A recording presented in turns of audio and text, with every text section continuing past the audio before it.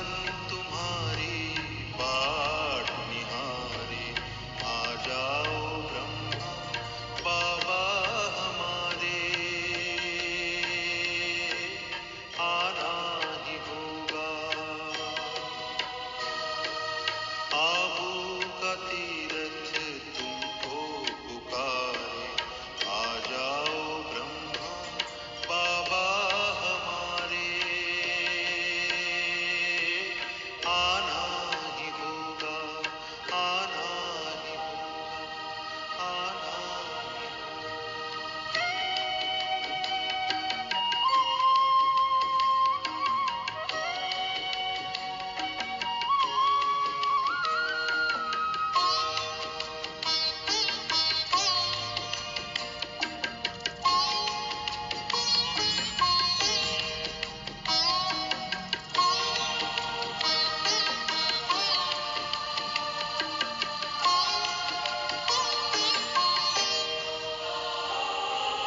चारों तरफ आज दुख की घड़ी है, आओ तुम्हारी जरूरत पड़ी है। चारों तरफ आज दुख की घड़ी है, आओ तुम्हारी जरूरत पड़ी है।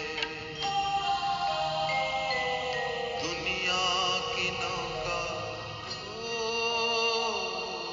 दुनिया की नौका लगा दूं किनारे, आ जाओ ब्रह्मा बाबा हमारे, आना ही होगा, आना ही होगा, आना ही होगा। ऊंच तकदीर बनाने वाले, सैकरीन जैसी श्रीमत पर चलने वाले राजाओं के राजा आत्माओं को गॉडली मॉर्निंग। 18 जनवरी समर्थी दिवस, स्मृति दिवस, अव्यक्त दिवस और आज बाप दादा मिलन की बहुत बहुत बधाइयाँ।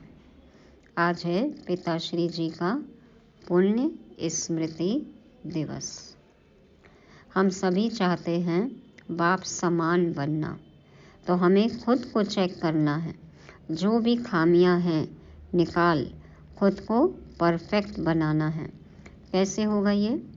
जब हम बाबा को अपना कखपन दे देंगे और बाबा से सब कुछ ले लें, एवर हेल्दी एवर वेल्दी बनने का सौदा करें, तब जब शक्तिशाली योग द्वारा औरों को भी तीर लगाएं, वैल्यूएबल हीरा बने, सतगुरु की वाहवाह करें और कराएं, सबको सुख दें, अपना सब कुछ ईश्वर अर्पण कर ट्रस्टी बने, तब।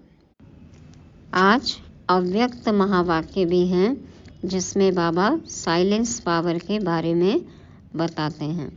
तो सुनते हैं साकार व अव्यक्त वाणी। मीठे बच्चे, ईमानदार बन सच्चाई से अपनी जांच करो कि हम कहाँ तक परफेक्ट बने हैं। परफेक्ट बनने के लिए देह अभिमान की खामी निकालते जाओ। बाबा कह रहे हैं ईमानदारी से, सच्चाई से खुद को चेक करो, जांच करो कि हम कहाँ तक परफेक्ट बने हैं, कहाँ तक संपूर्ण बने हैं। परफेक्ट बनने के लिए देह अभिमान की खामी निकालते जाओ। सबसे बड़ी कमी कौन सी है? देह अभिमान की। देह अभिमान खत्म हुआ तो छोटी छोटी खामियां, कमियां अपने आप दूर हो जाएंगी। तो बाबा कहते हैं परफेक्ट बनने के लिए देह अभिमान को भूलना है। प्रश्न है आज का, भविष्य के लिए बच्चों ने बाप से कौन सा सौदा किया है? उस सौदे से संगम पर कौन सा फ़ायदा है? कौन सा सौदा किया हमने और क्या फ़ायदा हो रहा है हमें? उत्तर में बाबा कहते हैं देह सहित जो भी कुछ कखपन है वह सब कुछ बाप को अर्पण करके बाबा को कहते हो कि बाबा हम आपसे फिर से वहाँ सब कुछ लेंगे। भविष्य में सतयुग में फिर से हम आपसे सब कुछ लेंगे, यह है सबसे अच्छा सौदा। तो अपना ककपन माना अपनी कमी, कमजोरी, अवगुण, खामियां, विकार सब कुछ अभी बाबा को यहाँ संगम पर दे देना है और बाबा से भविष्य में सतयुग में हमें स्वर्ग की बादशाही लेनी है। इससे अच्छा सौदा क्या हो सकता है? इससे तुम्हारा बाबा की तिजोरी में सब कुछ सेफ हो जाता है और अपार खुशी रहती है कि अभी यहाँ हम थोड़ा समय हैं, फिर अपनी राजधानी में होंगे। सब कुछ अपना ट्रांसफ़र कर दिया और सब कुछ अच्छी क्वालिटी का हमें सतयुग में मिलेगा। अभी थोड़ा सा समय यहाँ पे है, फिर हम अपनी राजधानी में राज करेंगे। तो बाबा की तिजोरी में हम सब कुछ सेफ एंड सिक्योर करा लेते हैं। तो इस खुशी में हम रहते हैं, अपार खुशी में। तो हमें सदा खुश भी रहना है। खुशी भी कैसी हो? अपार, जिसका पारावार न हो। तुमको कोई पूछे तो बोलो, वाह, हम तो बेहद के बाप से बेहद सुख का वर्षा ले रहे हैं। अभी हम एवर हेल्दी एवर वेल्दी बनते हैं। 2500 साल के लिए तन मन निरोगी और एवर वेल्दी, धन धान्य तो भरपूर रहेगा। तो बाबा कहते हैं ये सौदा अभी हमें संगम पर करना है और इसका फ़ायदा हमें सतयुग में मिलता है 2500 साल के लिए, सतयुग और त्रेता। ओम शांति। रूहानी बाप रूहानी बच्चों को समझाते हैं, मीठे बच्चे, जब यहाँ आकर बैठते हो तो आत्म अभिमानी हो, बाप की याद में बैठो। यह अटेंशन तुम्हारे लिए फॉरएवर है। सदा हमें आत्मिक स्थिति में ही टिकना है। बाबा कहते हैं फॉरएवर है, ये अटेंशन हमें सदा काल के लिए रखना है कि हम आत्मा हैं और परमात्मा से पढ़ रहे हैं। जब तक जीते हो बाप को याद करते रहो। याद नहीं करेंगे तो जन्म जन्मांतर के पाप भी नहीं कटेंगे। रचयिता और रचना के आदि मध्य अंत का सारा स्वदर्शन चक्र तुम्हारी बुद्धि में फिरना चाहिए। तुम लाइट हाउस हो ना। एक आँख में है शांति धाम, दूसरी आँख में है सुख धाम। तो कौन सी आँख? दाईं बाईं? मन और बुद्धि।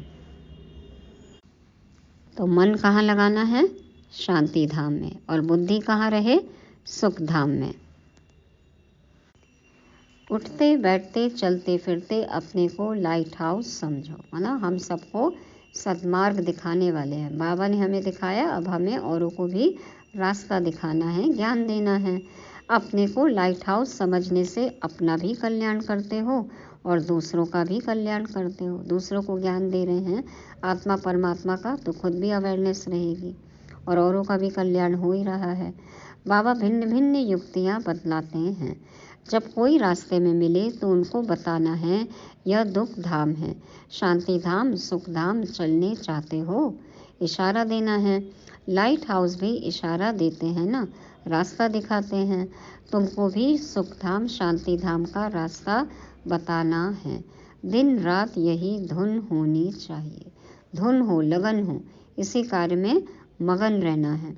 योग की ताकत से तुम किसको थोड़ा भी समझाएंगे तो उनको झट तीर लग जाएगा।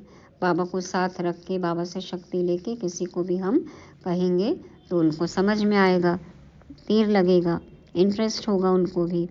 जिसको तीर लगता है तो एकदम घायल हो जाते हैं, है ना। फिर उनको और चाहिए नॉलेज, पूछेंगे और बताओ और बताओ। पहले घायल होते हैं फिर बाबा के बनते हैं। बाप को प्यार से तुम बच्चे याद करते हो तो बाप को भी कशिश होती है। देखो बाबा भी हमें फिर और याद करते हैं। बाबा को भी आकर्षण होता है कि बच्चे जैसे ही मुझे बुलाएं मैं तुरंत पहुंच जाऊं, उनको अच्छे अच्छे अनुभव कराऊं। तो बाप को प्यार से तुम बच्चे याद करते हो तो बाप को भी कशिश होती है। कई तो बिल्कुल याद ही नहीं करते हैं तो बाप को तरस पड़ता है। दुखी होकर घूम रहे, उधर उधर भटक रहे हैं, लेकिन बाबा को याद नहीं करते। तो बाबा को तो तरस पड़ेगा ना कि मैं हूँ लेकिन मुझे यूज़ ही नहीं करते हैं बच्चे। फिर भी कहते हैं मीठे बच्चे उन्नति को पाते रहो, पुरुषार्थ कर आगे नंबर में जाओ। पतित पावन सदगति दाता एक ही बाप है, उस एक बाप को ही याद करना है। सिर्फ बाप को नहीं, साथ साथ स्वीट होम को भी याद करना है। स्वीट होम भी नहीं, मिल्कियत भी चाहिए, इसलिए स्वर्ग धाम को भी याद करना है।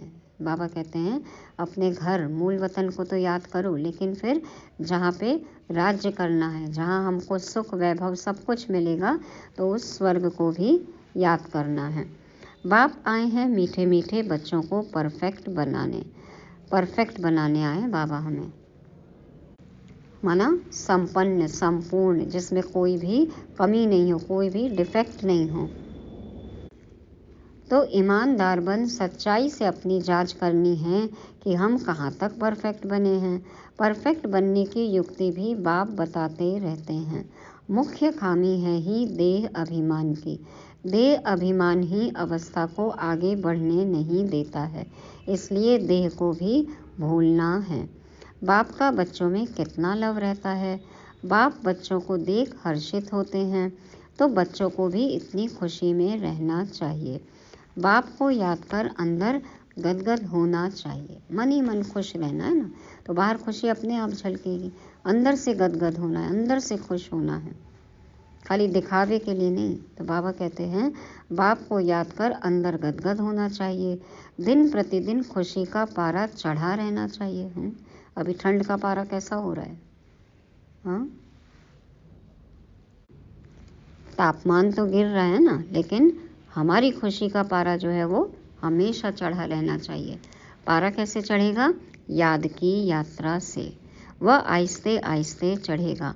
हार जीत होते होते फिर नंबरवार पुरुषार्थ अनुसार कल्प पहले मिसल अपना अपना पद पा लेंगे। बाप दादा बच्चों की अवस्था को साक्षी हो देखते रहते हैं और समझाने भी देते रहते हैं। माँ बाप देखते हैं ना कि बच्चों में क्या कमी है, कहाँ कमजोरी है, कहाँ गलती कर रहे हैं, देखते हैं, समझते हैं और फिर समझाते हैं।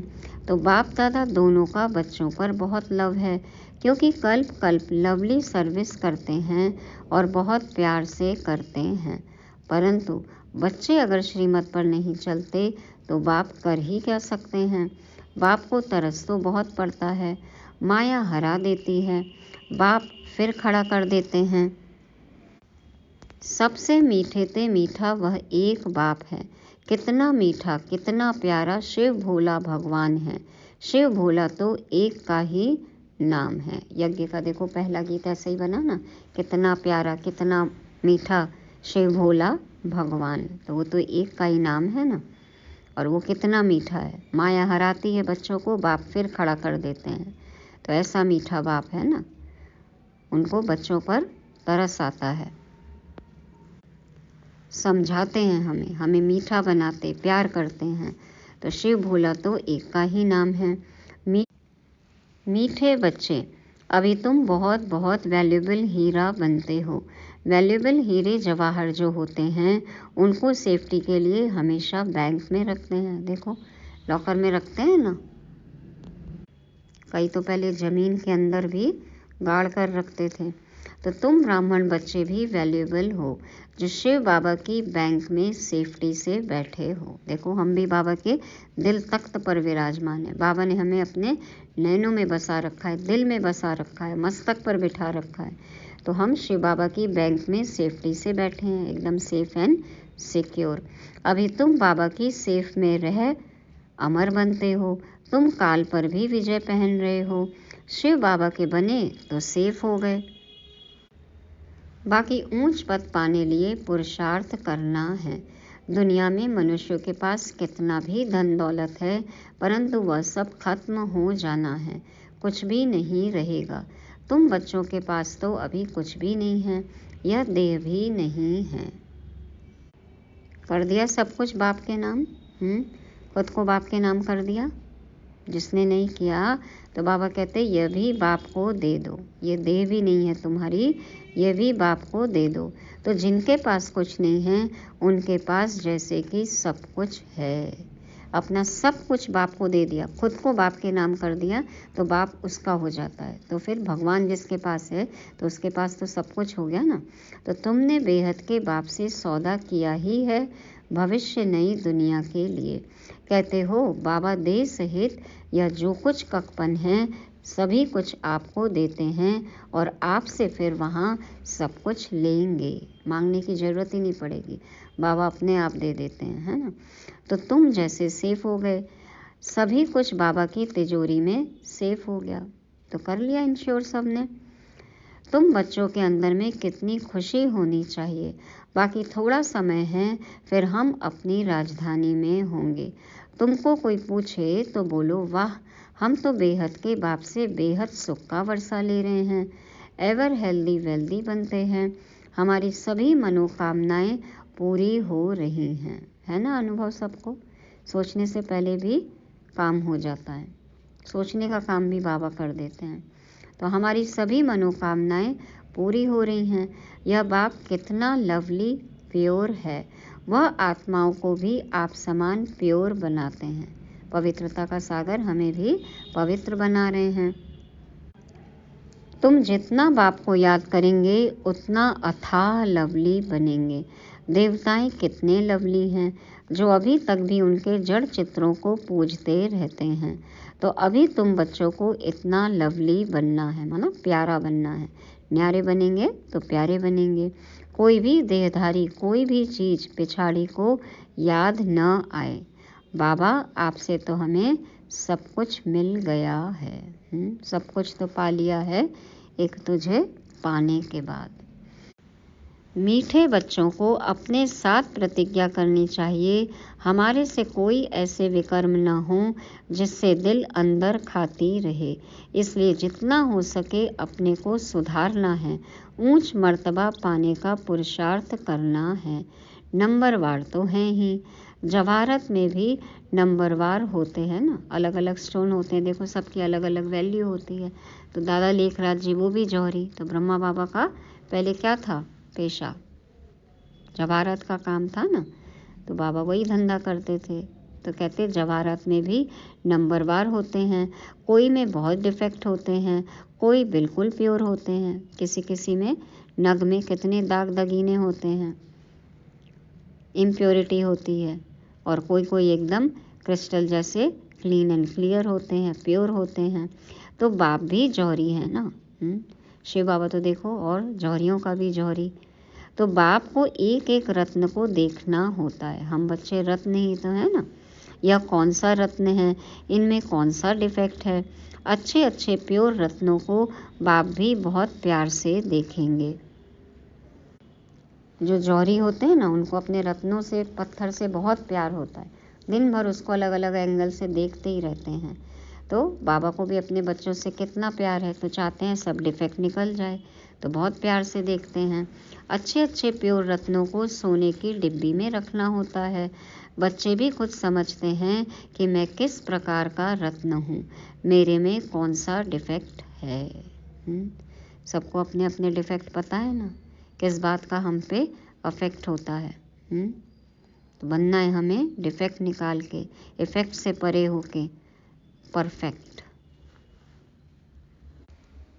तो बहुत ही बारीकी से अपने सभी डिफेक्ट जो हैं वो चेक करके निकालने हैं। अब तुम कहेंगे वाह सतगुरु वाह, जिसने हमको यह रास्ता बताया है, वाह तकदीर वाह, वाह ड्रामा वाह।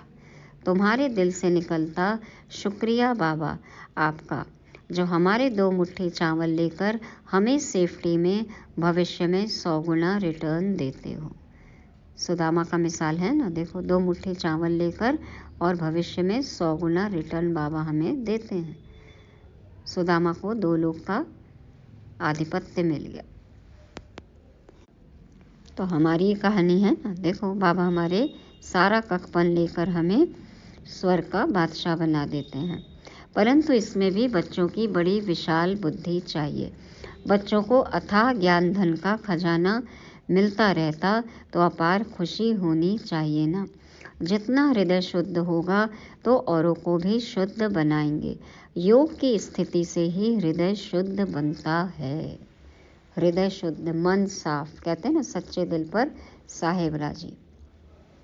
तो हमारा हृदय बिल्कुल निर्मल हो, कोई मैल नहीं हो, कोई अशुद्धता ना हो, कोई गंदगी नहीं हो, कुछ भी व्यर्थ ना हो, नेगेटिव नहीं हो किसी के लिए, साफ स्वच्छ निर्मल, भावनाएं शुद्ध हो, विचार एकदम समर्थ हो, समर्थ संकल्प हो। कैसे होगा? योग की स्थिति से ही हृदय शुद्ध बनता है। तुम बच्चों को योगी बनाने का शौक होना चाहिए, ये हॉबी हो, खुद भी बनना है योगी और औरों को भी बनाना है। अगर देह में मोह है, देह अभिमान रहता है, तो समझो हमारी अवस्था बहुत कच्ची है। देही अभिमानी बच्चे ही सच्चा डायमंड बनते हैं। इसलिए जितना हो सके देही अभिमानी बनने का अभ्यास करो। सच्चा डायमंड, डायमंड को कैसे परखते हैं? 4 C से, कलर, कैरेट, क्लैरिटी और कट। तो हमें भी चेक करना है। कलर, हमें परमात्मा रंग कितना लगा हुआ है। कैरेट, वजन, माना आत्मा कितनी हल्की है, मन कितना हल्का है, उड़ान भरता है। क्लैरिटी, कितना मन साफ है, कितनी स्वच्छता है, कितना शुद्ध है हृदय, कितनी पवित्रता है। और कट, कोई भी परिस्थिति आए, कोई कुछ भी बोले, हम कितने निखरते हैं, कितनी हमारे अंदर शाइन बढ़ती है। विपरीत परिस्थितियों से ही तो हम निखरते हैं ना।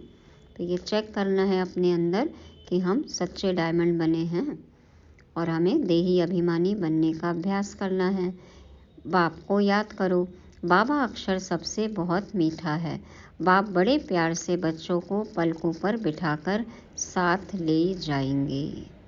ऐसे बाप की याद के नशे में चकनाचूर होना चाहिए। देखो आज बाबा कितने अच्छे अच्छे शब्द यूज़ कर रहे हैं। पलकों पर बिठाकर बाप लेकर जाएंगे। तो हम भारी होंगे तो बाबा कैसे बिठाएंगे पलकों पर? हल्का बनना है ना हमें, एकदम बाप समान हल्का।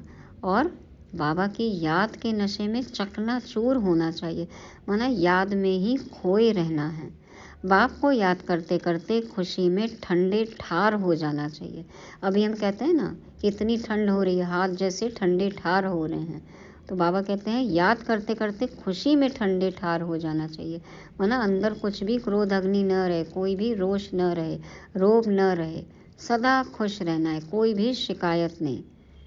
जैसे बाप अपकारियों पर उपकार करते हैं, तुम भी फॉलो फादर करो, सुखदाई बनो। कोई कैसा भी हो, हमको तो फॉलो फादर करना है। ब्रह्मा बाबा सबके साथ एक समान है ना, वैसे ही हमें सबको सुख देना है। साकारी, आकारी, निराकारी रूप में बाप को फॉलो करना है।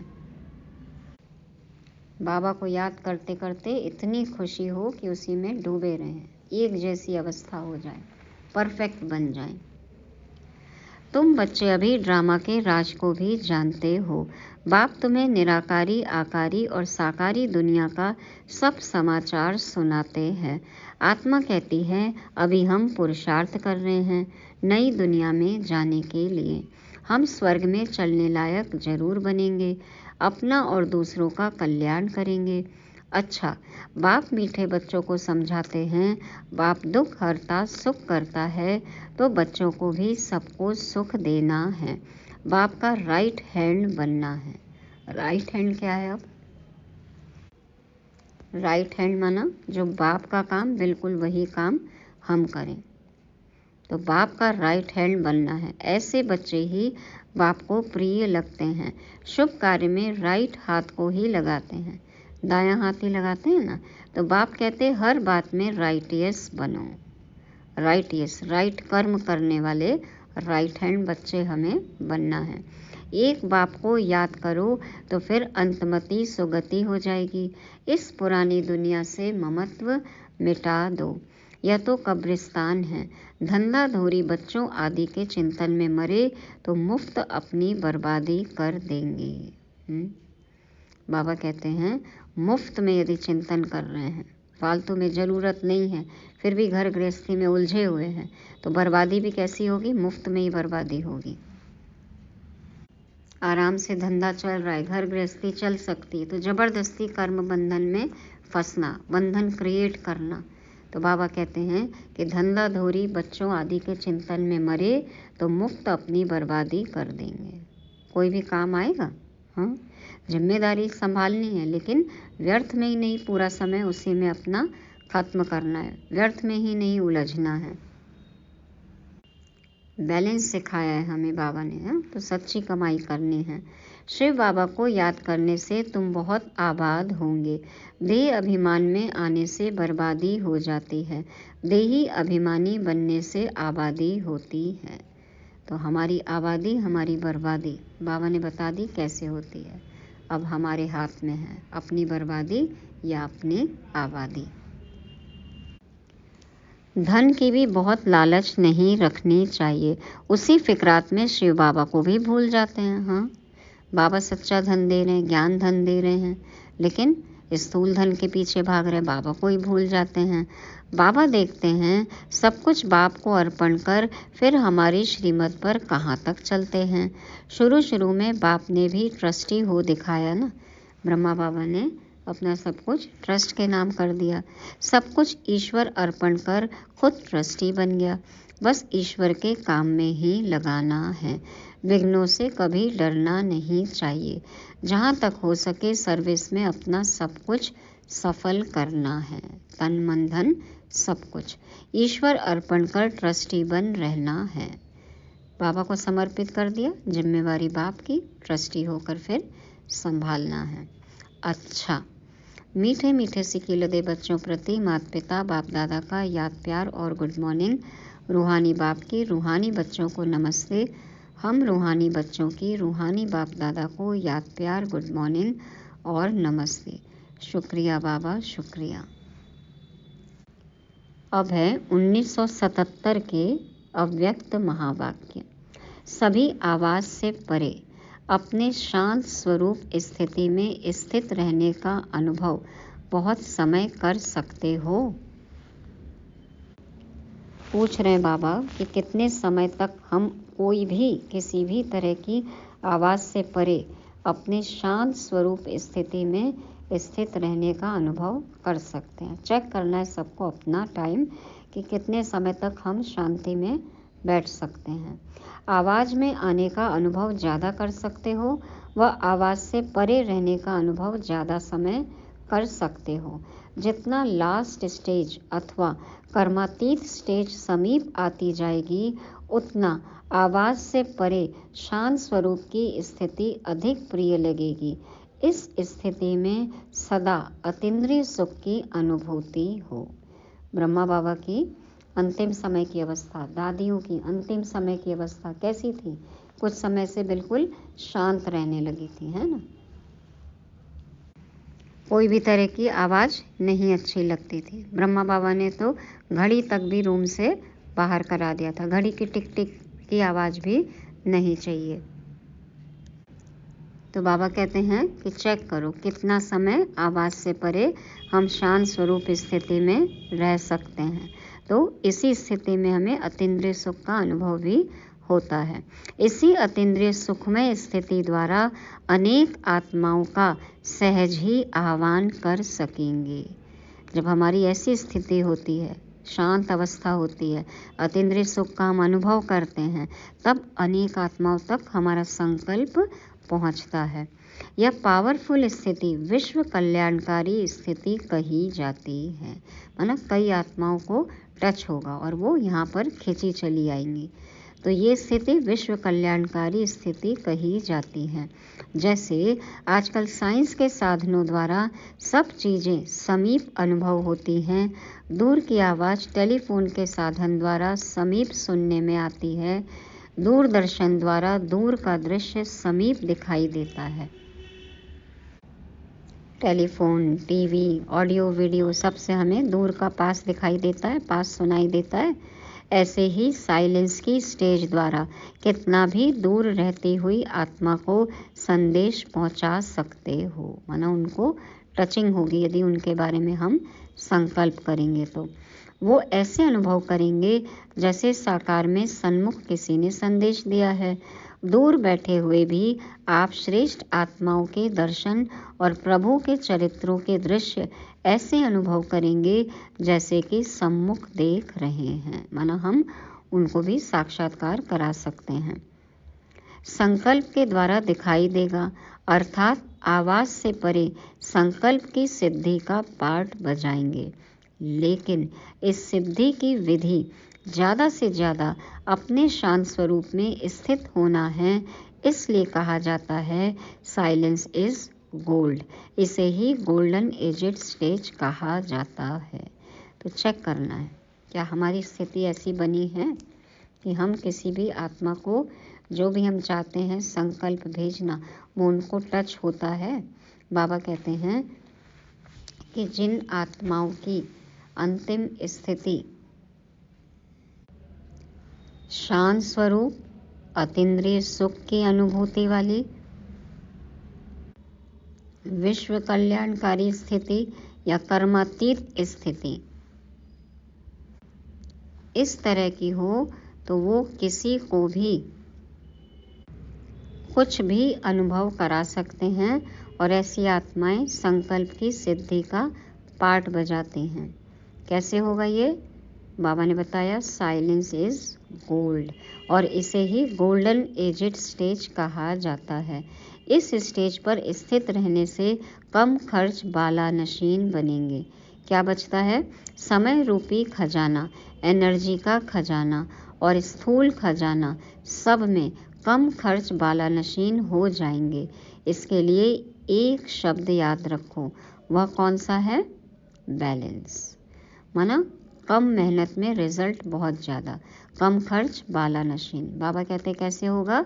ये बैलेंस से हर कर्म में, हर संकल्प और बोल, संबंध व संपर्क में बैलेंस हो तो बोल, कर्म, संकल्प, संबंध व संपर्क साधारण के बजाय अलौकिक दिखाई देगा, अर्थात चमत्कारी दिखाई देगा। जैसे अंत में बाबा के पास जो भी आत्माएं जाती थी उनको बाबा के सामने जाने से ही जो उनको चाहिए रहता था वो मिल जाता था। बाबा समझ जाते थे, एक दो शब्द वो आत्माएं बोलती थी और बाबा कहते बच्चे बस, तो बाबा समझ जाते थे और वो आत्माएं तृप्त होके, भरपूर होके, संतुष्ट होके और वो चली जाती थी।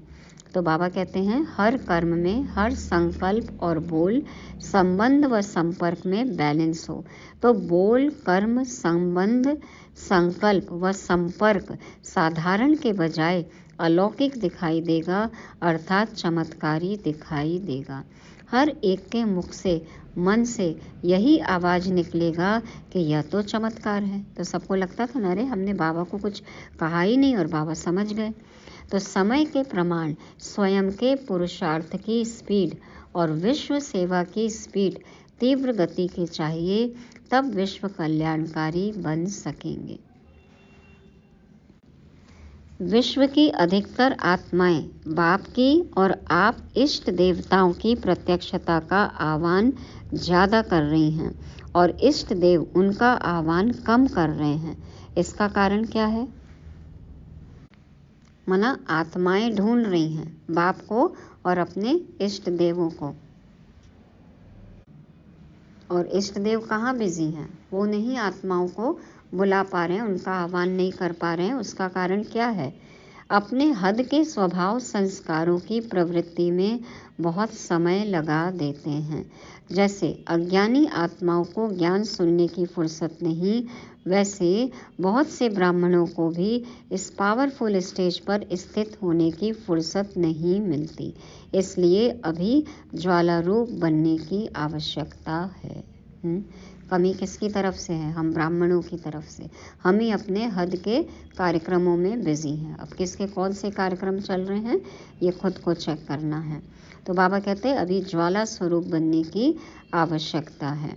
बाप दादा हर एक की प्रवृत्ति को देख मुस्कुराते रहते हैं कि कैसे टू मच बिजी हो गए हैं।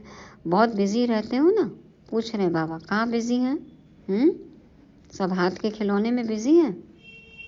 वास्तविक स्टेज में सदा फ्री रहेंगे।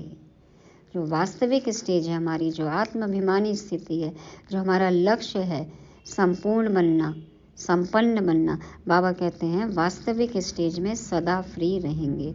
सिद्धि भी होगी और फ्री भी रहेंगे। बहुत कुछ करते हुए भी सदा फ्री। चेक करो, हर समय हम बिजी हैं, कर्म कर रहे हैं, सेवा कर रहे हैं, याद कर रहे हैं बाबा को, लेकिन फिर भी फ्री हैं। ऐसी स्थिति है। व्यस्त रहते हुए भी मस्त हैं, बिजी रहते हुए भी फ्री हैं। ये स्थिति लानी है।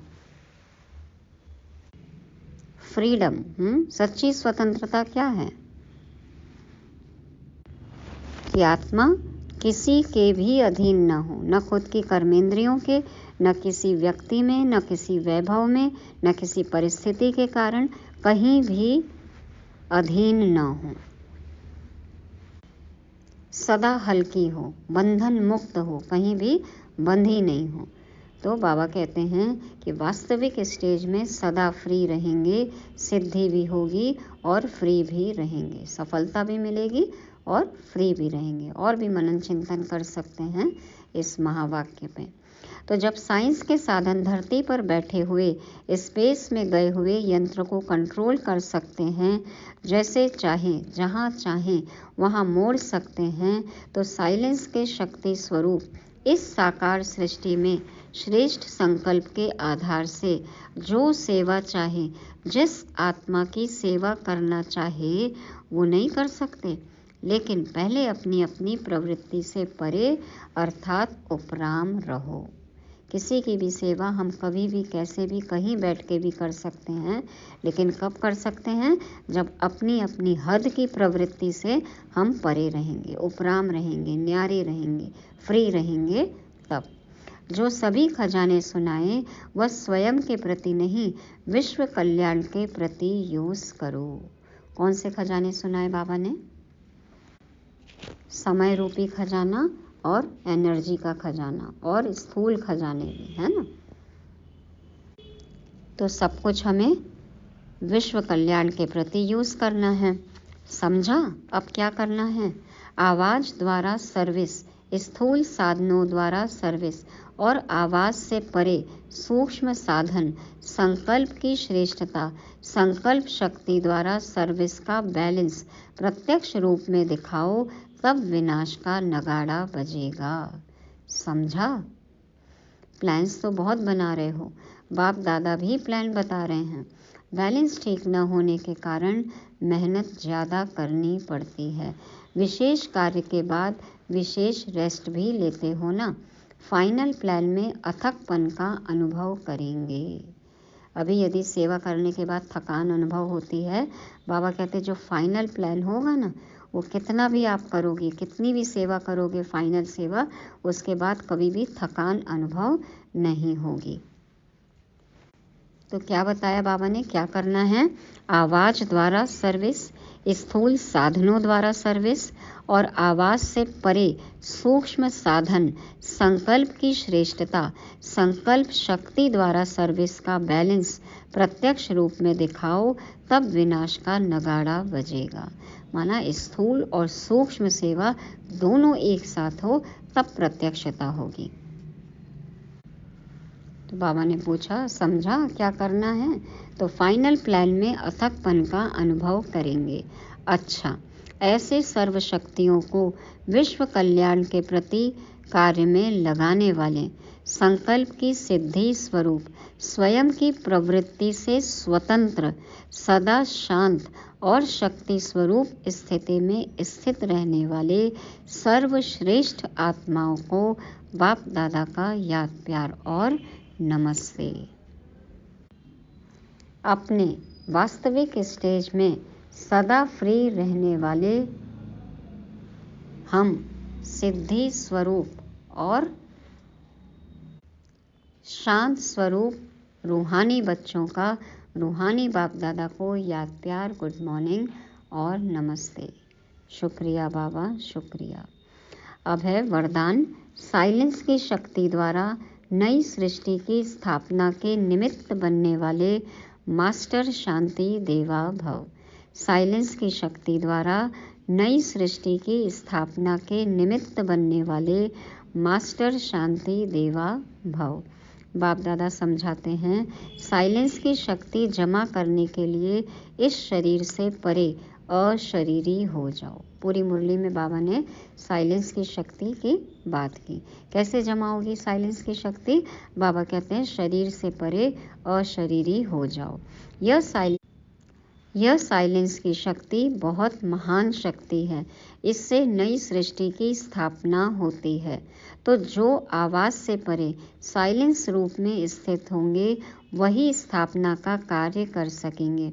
इसलिए शांति देवा अर्थात शांत स्वरूप बन अशांत आत्माओं को शांति की किरणें दो। विशेष शांति की शक्ति को बढ़ाओ। यही सबसे बड़े से बड़ा महादान है। यही सबसे प्रिय और शक्तिशाली वस्तु है। सबको शांति तो चाहिए ना, तो शांति के सागर में समाकर शांति की किरणें बाबा से लेकर सबको शांति के वाइब्रेशन फैलाने हैं। मास्टर शांति देवा बनना है। इसके लिए हमें अशरीरीपन का अभ्यास भी करना है। स्लोगन है, हर आत्मा व प्रकृति के प्रति शुभ भावना रखना ही विश्व कल्याणकारी बनना है। हर आत्मा व प्रकृति के प्रति शुभ भावना रखना ही विश्व कल्याणकारी बनना है। तो सभी आत्माओं को भी सकाश देना है और प्रकृति के पांचों तत्वों को भी सकाश देना है। क्यों? क्योंकि हम विश्व कल्याणकारी आत्माएं हैं। तो ये थी आज की साकार और अव्यक्त वाणी। शाम को भी बाप दादा से मिलन मनाएंगे। और अभी मुरली के मनन चिंतन के लिए 5 पॉइंट लेते हैं। पहला है परफेक्ट, तो हमें परफेक्ट बनना है। दूसरा है सौदा, कैसा सौदा करना है? ककपन देना है और विश्व की बादशाही लेनी है। तीसरा राइट हैंड बनना है, राइटियस कर्म करना है। और चौथा कर्मातीत स्टेज, बाबा ने बताया ना, अतीन्द्रिय सुख का अनुभव, कर्मातीत स्टेज और शांत स्वरूप स्थिति। और अंतिम आज बाबा ने हमें सम्मान दिया, मास्टर शांति देवा। तो शांति देव बनना है। सभी आत्माओं को शांति की किरणें देनी है और प्रकृति के 5 तत्वों को भी हमें पावन बनाना है। ओम शांति।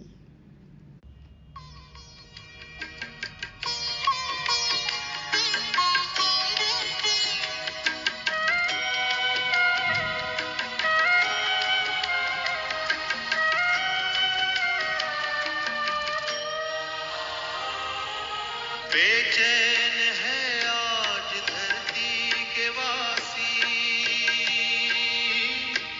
घर घर है चिंता, घर घर उदासी। बेचैन है आज धरती के वासी,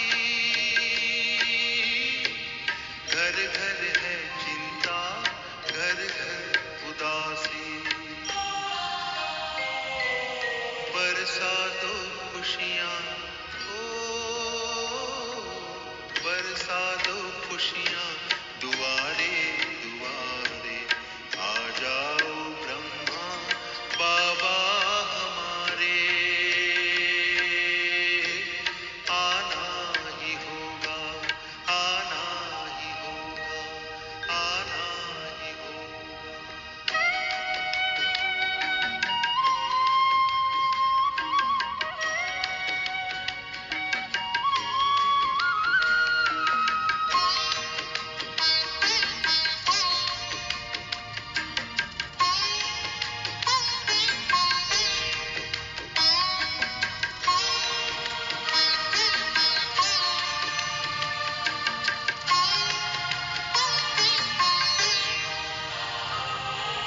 करता प्रतीक्षा संसार सारा,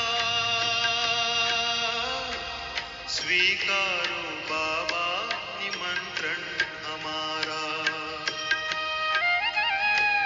करता प्रतीक्षा संसार